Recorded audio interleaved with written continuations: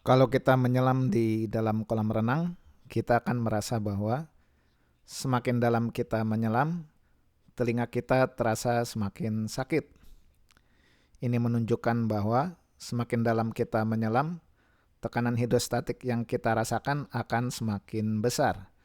Dan ini sesuai dengan perumusan dari tekanan hidrostatik yang menyatakan bahwa tekanan hidrostatik itu besarnya sebanding dengan massa jenis air, percepatan gravitasi, dan kedalaman tempat titik yang diukur. Misalkan ini ada titik Q di sini. Setelah diukur, tekanan di titik Q ini besarnya misalkan sama dengan 800 Newton per meter persegi. Nah, kalau kita cari titik-titik lain yang tekanannya sama dengan tekanan di titik Q, yaitu sebesar 800 Newton per meter persegi juga, maka akan kita dapatkan bahwa semua titik-titik tersebut akan terletak pada satu bidang datar. Semua titik-titik yang tekanannya sebesar 800 Newton per meter persegi akan terletak pada bidang datar yang sama dengan titik Q. Kenapa bisa seperti ini? Karena tekanan ditentukan oleh kedalaman titik. Nah, kalau kedalaman titiknya sama, maka tekanannya akan sama. Di sini permukaan zat cairnya membentuk bidang datar. Maka titik-titik yang berada dalam kedalaman yang sama ini juga akan membentuk bidang datar. Kalau kita tarik kesimpulannya,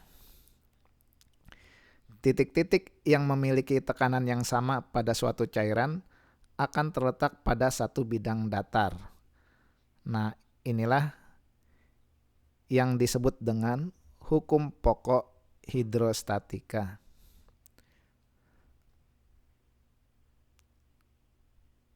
Hal ini bisa dimanfaatkan untuk mengukur massa jenis suatu cairan.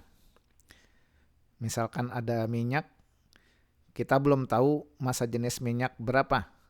Nah, maka kita bisa mengukur massa jenis minyak dengan menggunakan pipa U sebagai berikut ini.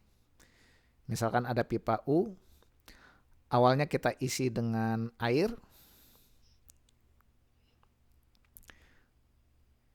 kemudian di salah satu kolomnya kita isi dengan minyak. Jadi setelah kolom yang sebelah kanan kita isi dengan minyak, maka keadaannya akan seperti ini. Di sebelah kanan ada kolom minyak, di sebelah kirinya ada air. Nah, ketinggian permukaan minyak akan lebih tinggi dari ketinggian permukaan air karena massa jenis minyak lebih kecil dibandingkan dengan massa jenis air. Kita ingin mengetahui berapa massa jenis dari minyak ini. Maka caranya adalah kita tarik garis mendatar dari permukaan air. Yang sebelah kanan ini kita beri nama titiknya titik B, yang kiri titiknya titik A. Nah, maka sesuai dengan hukum pokok hidrostatika, tekanan di titik B akan sama dengan tekanan di titik A.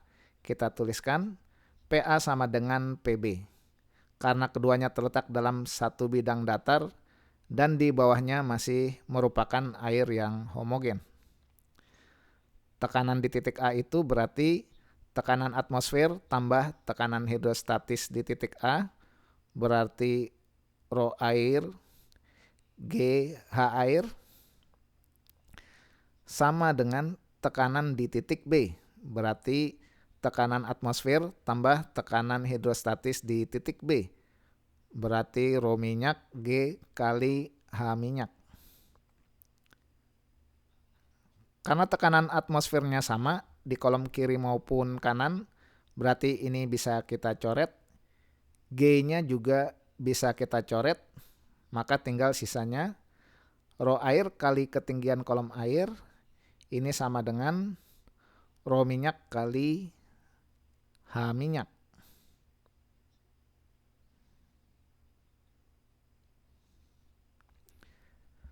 Persamaan inilah yang bisa kita manfaatkan untuk mencari berapa massa jenis minyak. Karena roh air kita tahu besarnya sama dengan 1000 kg per meter kubik. Ketinggian kolom airnya bisa diukur, misalkan di sini 4 cm. Ketinggian kolom minyaknya kita ukur, misalkan di sini 5 cm. Berarti roh minyaknya bisa dicari. Jadi cukup dengan mengukur beda ketinggian kolom di sebelah kiri dengan kolom di sebelah kanan, kita bisa mengetahui massa jenis dari suatu cairan. Nah, kalau kita cari massa jenis dari minyak ini berarti rho M sama dengan HA per HM dikali rho air. Kita masukkan nilainya. Ketinggian airnya 4 cm, ketinggian kolom minyaknya 5 cm, massa jenis airnya 1000 kg per meter kubik, berarti massa jenis minyak ini sama dengan 800 kg per meter kubik.